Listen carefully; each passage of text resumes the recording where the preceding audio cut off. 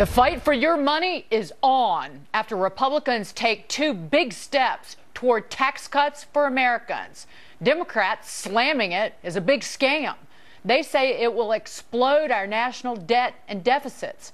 But someone here says history shows tax cuts pay for themselves. Hi, everybody. I'm Dagan McDowell. This is Bulls and Bears. The Bulls and Bears this week, Gary B. Smith, Jonas Max Ferris, John Layfield, along with Lee Carter and Chuck Rocha. Welcome to everybody. John, all of a sudden our debt is an issue when it comes to giving Americans more of their own money back. Yeah, it is. And look, there's been 4 times that you've had significant tax cuts in the past 100 years, and the numbers all tell the exact same story. You had Coolidge in 1924, Kennedy tax cuts, which were carried out by LBJ in 1964, Reagan 86, and Bush in 2001. In the case of President Kennedy's tax cuts, GDP went to 6% for 2 straight years after the tax cuts. Reagan's, it went from 3.5 to 4.2% a year after the tax cuts. President Bush inherited a 1% GDP. It went to 3.8%. And in every case, Treasury revenue increased. I'm not sure how else to explain it except simple math and historical precedent, which all tells the exact same story, that if you do tax cuts right, the economy gets better and Treasury revenue increases.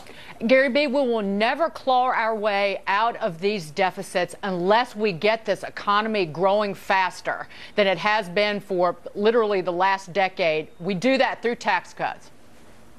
Exactly, and the reason that works, and John made some excellent points and did some wonderful research, the reason that works is you're taking money from an inefficient spender of it, the government, and giving it back to people who spend it more efficiently and more effectively. Look, this argument that the left is making that somehow the tax cuts have to be self-funding is ludicrous. It makes a straw man of saying the government somehow deserves some pile of money. It doesn't. It's the people out there who earn the money. If the government then doesn't have enough money, shrink the size of the government.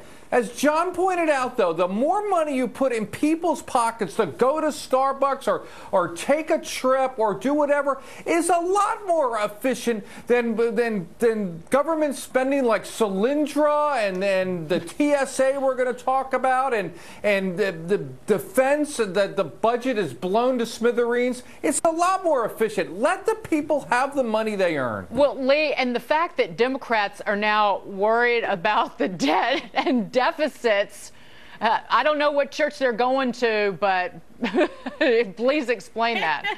I think it's hard to tell who's a Democrat and who's a Republican. If you just put out the talking points out there, you probably would have no idea, because we've got Democrats talking about the budget. You've got Republicans saying, no, we are going to raise taxes on the wealthy in some cases. And it's like a total flip-flop of what is usual. Now, I think what we have here is a lot of people are playing to the polls and what it is that people want to hear. They're playing to people's basic fears.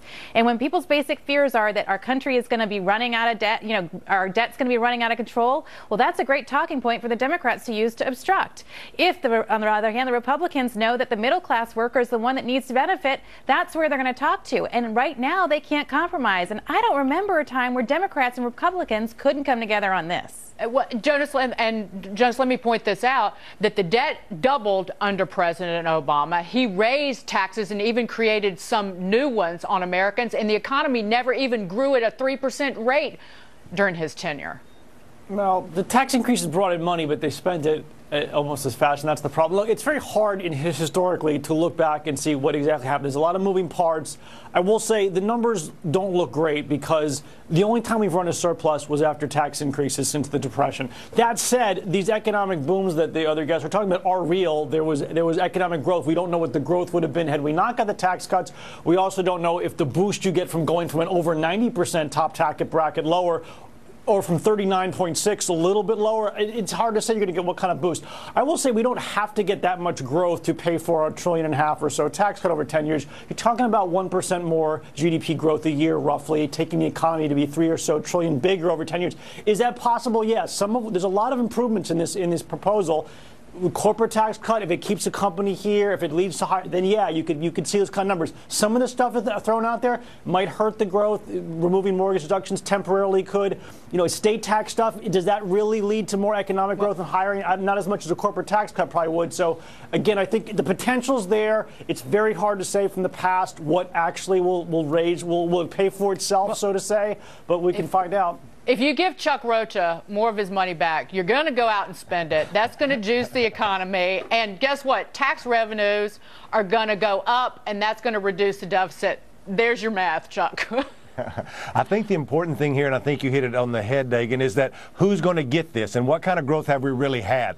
We've had growth in the economy. We've seen amazing growth in the stock market, and you can learn a lot by watching bulls and bears and watching these smart folks talk about how you can put your money in there and watch it grow.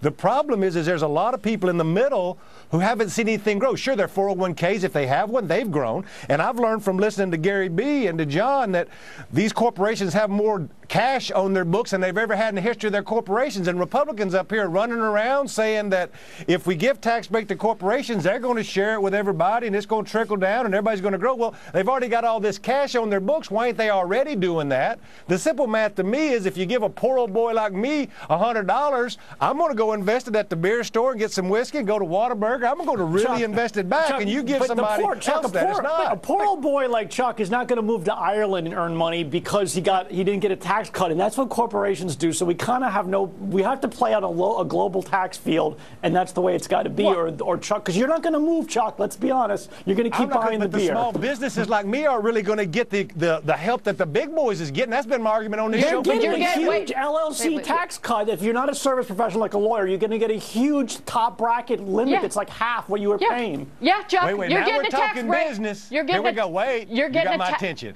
You're getting a tax break in the House plan, and you're getting a tax break in the Senate plan. If you're a consultant, he might not get that break. I think you're going to hire people to make stuff. But I don't want to get into the details on it. Let Ernst & Young tell us. Well, in terms of the class warfare, Democrats are, of course, saying this tax plan is going to help the rich, and that's something that really got under the skin of Orrin Hatch, the senator from Utah. Take a look. I really resent anybody saying that I'm just doing this for the rich. Give me a break. I think you guys overplay that all the time, and it gets old. And frankly, you ought to quit it. Mr. Chairman, the public believes it. I'm not through. Okay. I get kind of sick and tired of it. True, it's a nice political play. Well, Mr. Chairman, it's not true. With all due respect, I get sick and tired of the richest people Regular order, Mr. Chairman. Getting richer and Regular order. richer. We do a tax Regular order. Middle class. Wait a minute. Regular order. And over again. How many times do we do this before we learn this? John, I would have taken that gavel and done something else with it.